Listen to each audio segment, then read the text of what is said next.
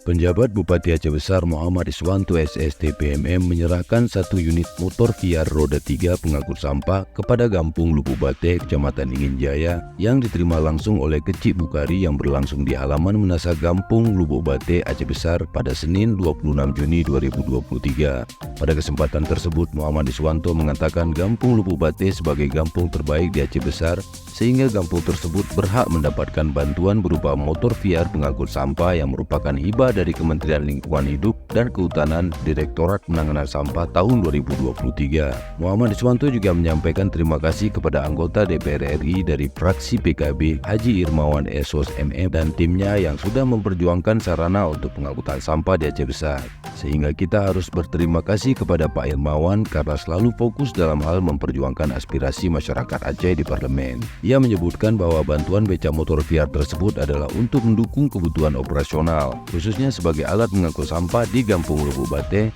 dan semoga bantuan ini bermanfaat untuk kebutuhan operasional dengan harapan bantuan ini dapat dijaga dengan baik.